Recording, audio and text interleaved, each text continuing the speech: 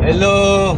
Magandang araw mga idol at mga kasangkay. So siyempre, dito naman tayo ngayon sa travel mga kasangkay. Dito lang to sa barangay namin ha. Pero travel na to siyempre. Siyempre kasama natin ang mahal ko. So yan ay nagagala-gala lang kami ngayon. Gala-gala lang kami ngayon. Bumili kami sa sa pagkain ng alaga namin. Alagang manok ah. Yan, alagang manok di kasangkay. At paglaki ay sasabawan na. Yan ang masarap. Kasi Bisaya talaga.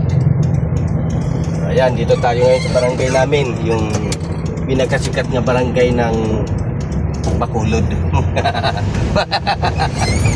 So dito yung pinakasikat na barangay ng Bacolod at pinakasikat na kapitan ng Bacolod. Dito yan sa amin ha. Pero siyempre, hindi ko lang pangalanan kung anong barangay dito ha. At hulaan nyo na lang. Basta barangay ah. Basta barangay ah. Yan. Yan dito ang barangay ni Kasangkay. Sikat ng barangay at sikat yung kapitan ng barangay sa barangay na. Ayos mga Kasangkay. Makikita nyo dito, madami tayo dito mga dadaanan mga Kasangkay, mga barbar dito. Yan. Pagdating ng gabi ay dito mo na makikita yung mga kagandahan ng aming barangay. Magandang paninda. Yung beauty, yan. Kita nyo. Dito pa lang yan. Tsaka dito rin natin makikita mga Kasangkay yung tinatawag na Panaad Negros. Yung studyum. Pero dadaan lang tayo, hindi tayo papasok kasi may gwardiya yun eh. May bantay.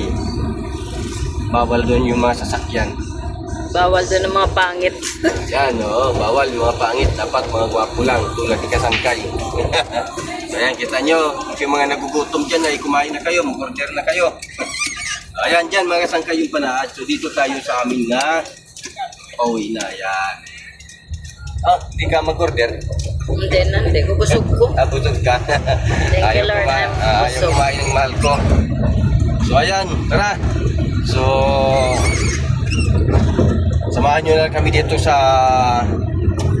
patungo ng aming barangay. Ito ay makita nyo ay beautiful barangay talaga ito.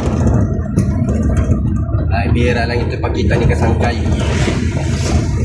Kita nyo, pabundok ito. Pero nasa patag lang kami mga idol. Ayan. Ang mahal ko ay nagmadali ng sumikat si Kasangkay eh.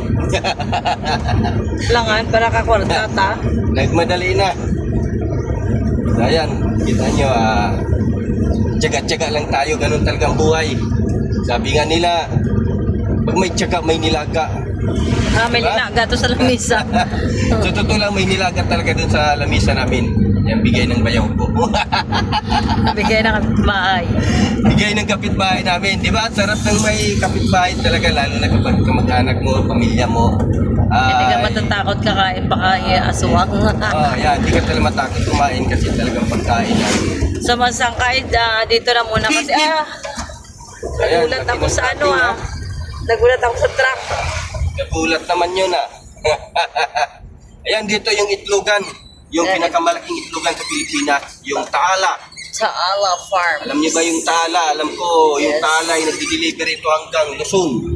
So that's all mga Kasangkay. Bye-bye. Ayan, mga Kasangkay, bye-bye. Maraming salamat mga Kasangkay at mga idol. Siyempre nakita niyo na kung ano ka-beautiful ang aming barangay.